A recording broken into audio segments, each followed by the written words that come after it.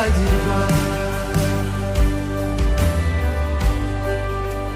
cyangwa se ngukerere